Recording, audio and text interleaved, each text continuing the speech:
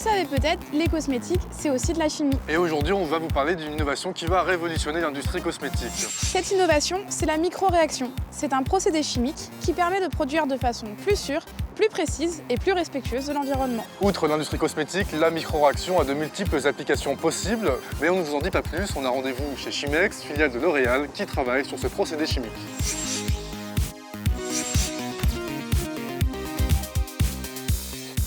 Nous sommes actuellement sur le site de Chimex qui développe et industrialise des matières premières pour les produits cosmétiques. Cette entreprise poursuit actuellement des recherches sur les procédés en microréacteurs qui permettent d'obtenir de maxi résultats.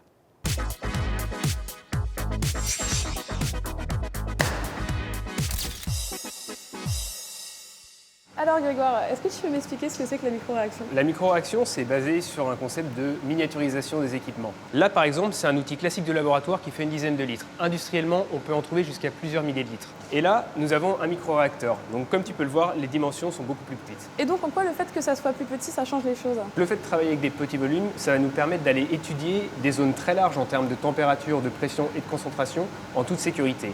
En fait, un microréacteur, c'est construire l'équipement autour de la réaction chimique que l'on veut atteindre. Par exemple, ici, j'ai une nouvelle plaque et je vais pouvoir utiliser le réacteur souhaité pour faire la réaction que je veux en plaçant dessus les différents éléments. C'est un peu comme un Lego en fait. Exactement.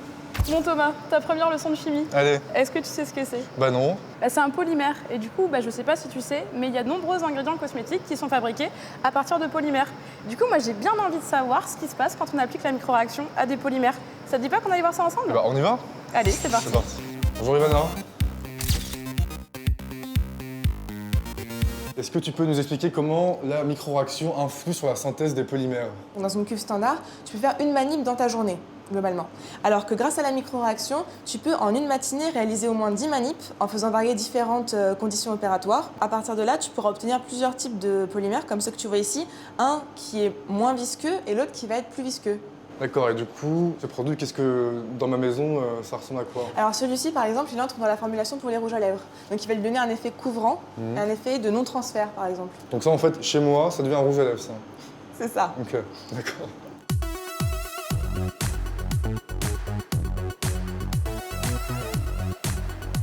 Bon, écoute, Elodie, moi j'ai appris plein de trucs aujourd'hui, hein, mais par rapport à la microréaction, en quoi c'est plus respectueux de l'environnement?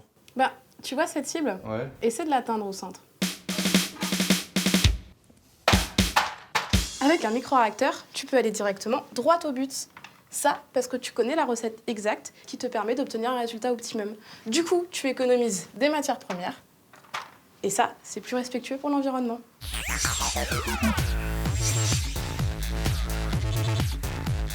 Maintenant qu'on a compris comment ça marche la microréaction, À quel point c'était respectueux de l'environnement? il est grand temps d'aller voir une manip.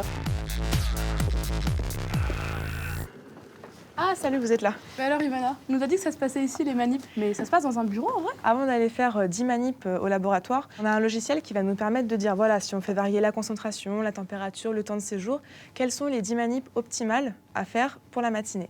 Donc une fois qu'on a ces manips en tête, en fait, on va chercher à construire le montage. Donc là, on a une plaque sur laquelle on peut placer ici, comme j'ai placé un microréacteur ou un mélangeur.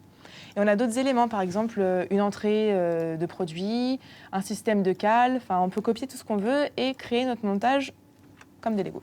Bon, maintenant qu'on a le design du microréacteur par ordinateur, je te propose d'aller en fabriquer un en vrai, ça te dit? Allez, c'est parti. Du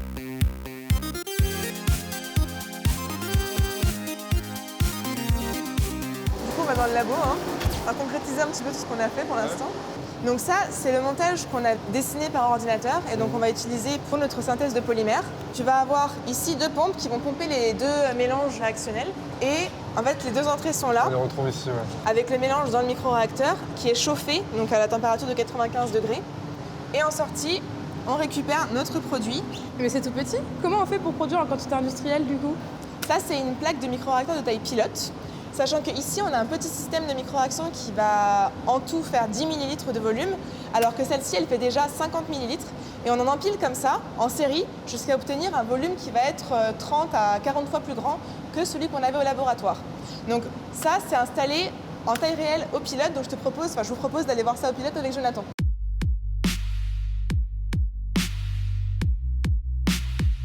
Jonathan, à quoi ça ressemble un microréacteur industriel? Alors un microréacteur industriel, je dirais plutôt un microréacteur pilote, est un enchaînement successif de plaques de microréaction. Et alors justement, quels sont les avantages de ce procédé industriel? Avec l'utilisation de cubes, on est contraint par le volume. Il y a beaucoup de phases de préparation et de nettoyage. Et on est contraint, limité par les variations de qualité. Alors qu'avec un microréacteur à l'échelle industrielle ou pilote, on délivre en continu avec une qualité constante et maîtrisée. Tu sais, il paraît que toutes les usines du futur seront équipées de micro-réacteurs. Et comment tu sais ça, toi? Je sais pas, une intuition. Alors, je pense que tu as raison, Elodie, car pour moi, dans les usines de demain, il y aura de plus en plus de micro-réacteurs. Vous avez vu la taille de cet équipement au pilote. Imaginez un tel équipement, le même, dans une usine. Les gains en termes de flexibilité, d'espace et de sécurité sont juste énormes.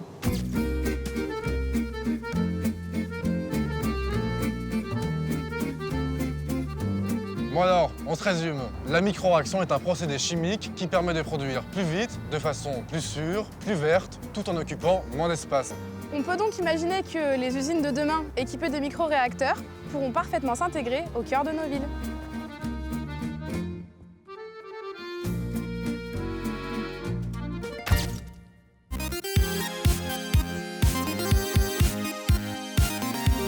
Parce que la microréaction n'a plus aucun secret pour vous, Parce que vous aimez les cosmétiques, parce que vous aimez la chimie, votez pour la team Microréaction Beauté.